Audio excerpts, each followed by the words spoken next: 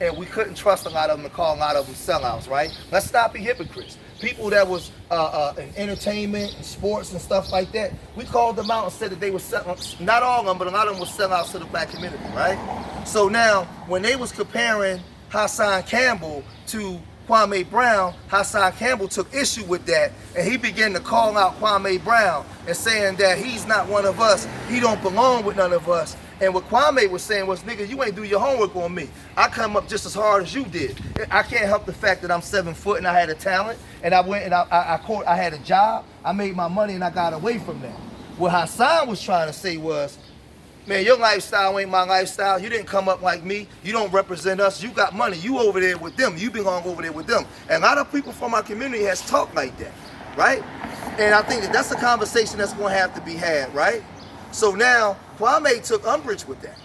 And Kwame began, like I said, Kwame said, listen, I grew up poor just like you. I was in the home. I had this. And Kwame now is exposing the go along, get along game. Kwame Brown is talking about the Diamond Society and those who, and he told Hassan Campbell, you think I would be out here talking the way I'm talking if I was part of that crew? You think that they wouldn't become, you think how they coming against me? So now it turned ugly, right?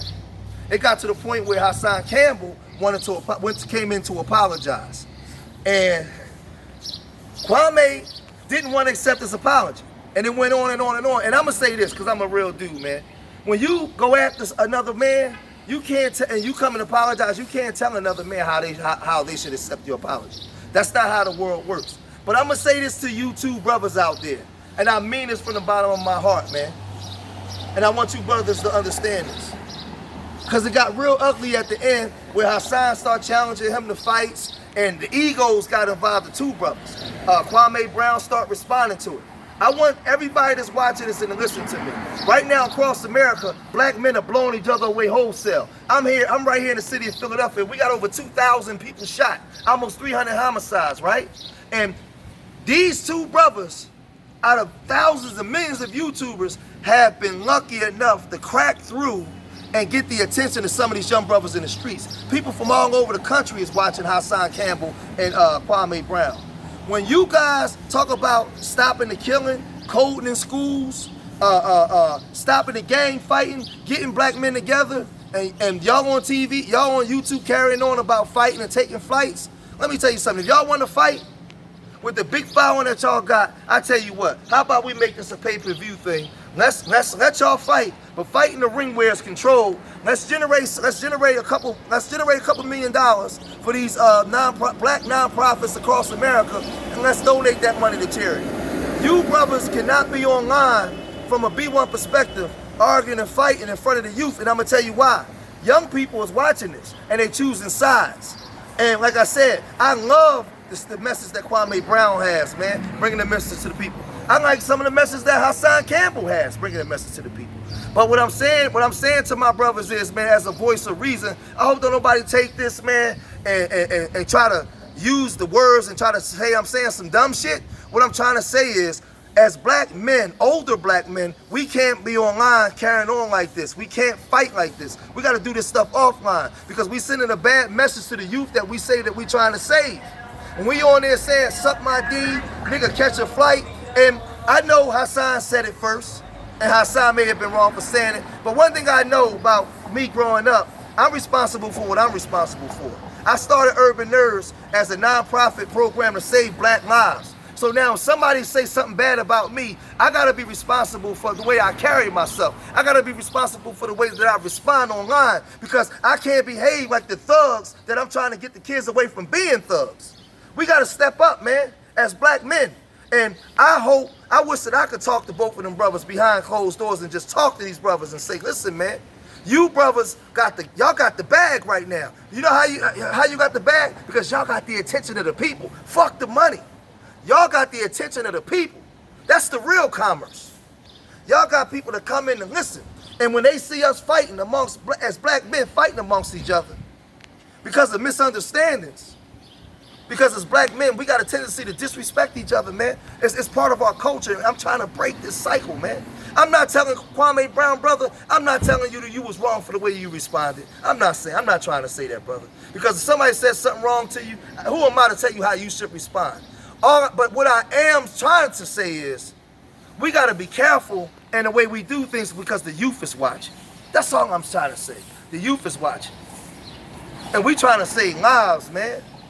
Because what might happen, some of the youth might look at that and say, man, these brothers trying to tell us to stop gangbanging and stop killing each other. Look at the way they always, look at the way they behaving in front of us. That's what they going to say to us. So we got to be an example. We got to be a light in the dark room. We got to shine light on this stuff, man.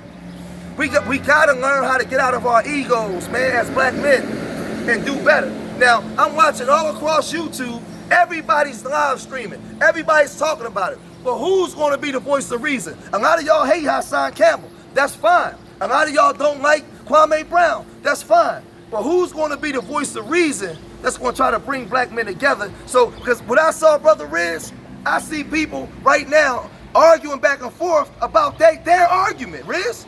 I'm watching black men right now argue back and forth with each other about these two men's argument. Ain't that crazy? And that causes conflict. It causes conflict. And could cause death.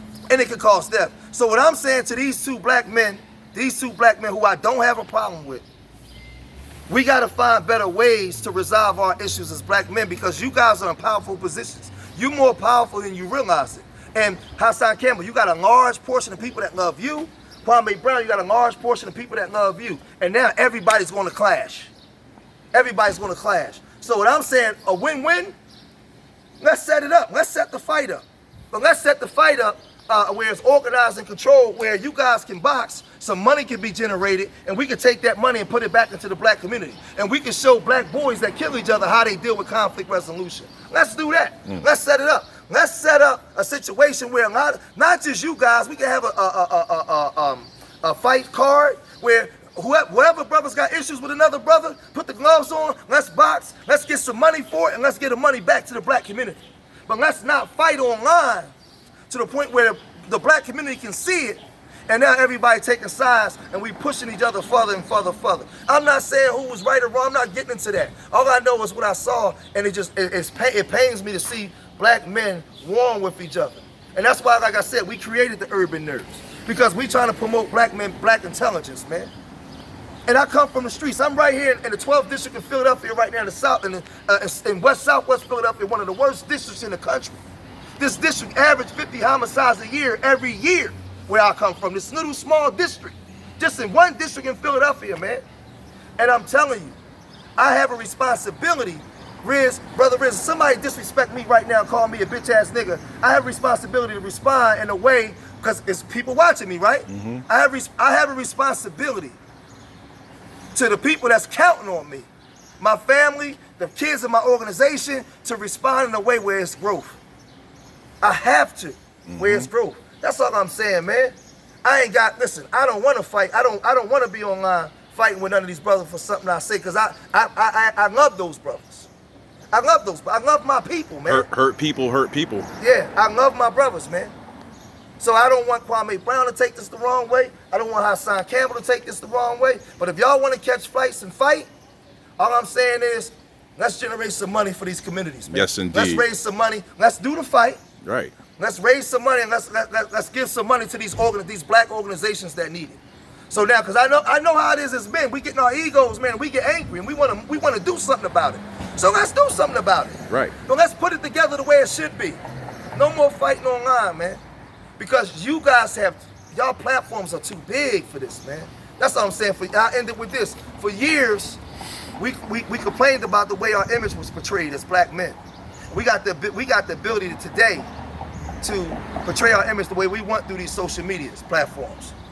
Hassan Campbell recognized his wrong. He knew he was wrong and he apologized for it. I'm not telling Kwame how that he got to accept it. All I'm saying is, because Kwame was upset because he said something bad about it. He said something without doing the research, so I get it.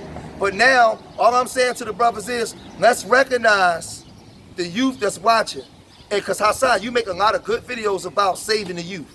Kwame, you make a lot of good videos about saving the youth. So now let's respect our message and the youth that we trying to save, and let's make something positive out of this. And before you go, George, how about like Hassan Campbell, because he spoke about being a victim of sexual abuse. And if we do have this event, how about donate some money to children that have been sexually abused and things like that. Let's turn something negative into something positive. And let's donate to maybe bullying and kids that was picked on because Kwame, as a young man, way before social media, when he came into the NBA as a young teenager, he was picked on. He was bullied. It was a lot of grown-ups saying a lot of bad things about this young man when he wasn't in a position to defend himself. So I get it. And now we see the clash of two black titans on YouTube. And all I'm saying is, if y'all want to fight, let's make it worth something. And let the people get edified from it, and let the people benefit from it, and let these young gangbangers see that we don't have to kill each other. We don't have to be online disrespecting each other. We can just handle this shit like two grown men, man. So, man, make sure y'all like, subscribe, and share. Make sure y'all go to my website, Urban Nerds Worldwide. The description is in the description box. Hit that link where you can see what I'm about and what I'm doing in the streets. I'm in the streets. I'm about being about it. I don't just come talk. We in the streets with these kids, man. And I don't beef with black men. I'm trying to unify black men. So remember, I love y'all till the next time. Peace.